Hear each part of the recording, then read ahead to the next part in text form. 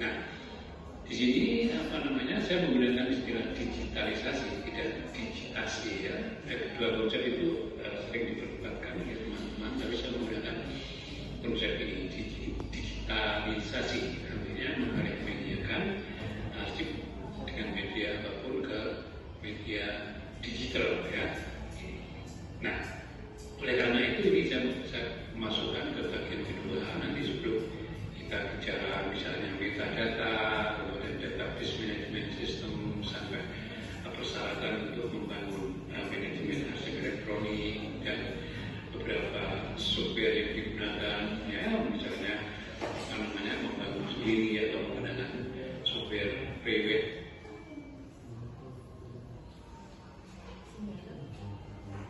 dan seterusnya hanya di bagian terakhir. Tapi kita kali ini bicara mengenai digitalisasi dulu, yaitu arsip digital, arsip elektronik, hasil dari digitalisasi ya, atau alih media ke bentuk digital ini ya.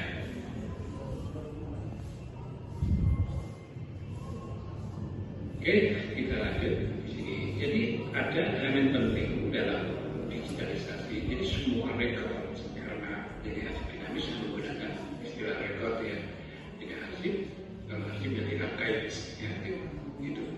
Nah, semua rekor yang digitalisasi atau dialih media kan dalam media digital ini akan menjadi arsip elektronik atau arsip digital ya, seperti ada video yang pertama dulu ya. Jadi arsip atau rekor elektronik ini nanti memerlukan penyimpanan dan pemeliharaan dalam jangka waktu yang lama.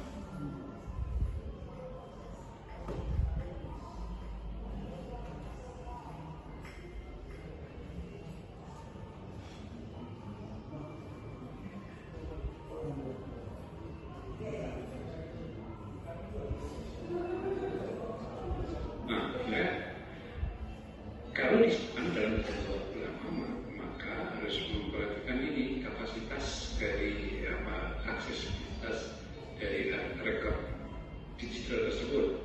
Ini, ya.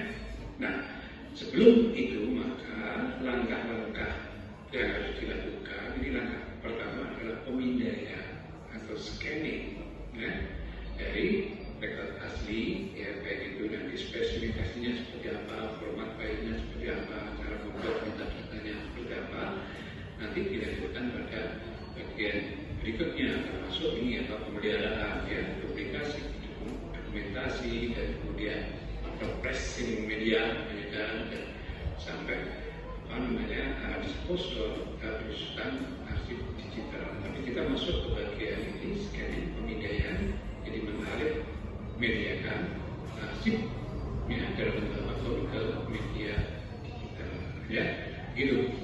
Oke, nah ini peralatan-peralatan yang diperlukan. Kita bicara peralatan dulu, nanti setelah itu proses digitalisasinya seperti apa ke bagian video berikutnya ya.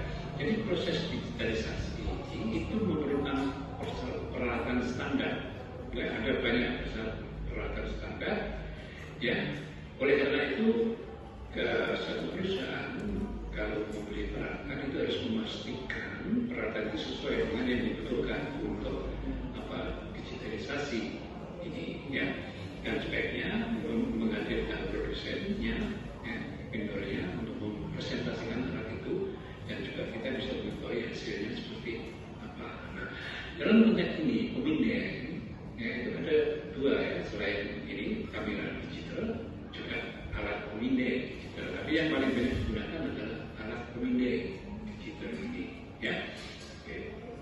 Nah, beberapa pertimbangan yang harus diperhatikan untuk memilih ya, alat pemindai digital ini, yaitu pertama mempertimbangkan karakteristik rekor yang akan digitalisasikan ya, ini ya, termasuk juga bentuk, ukuran ya, dan seterusnya ya.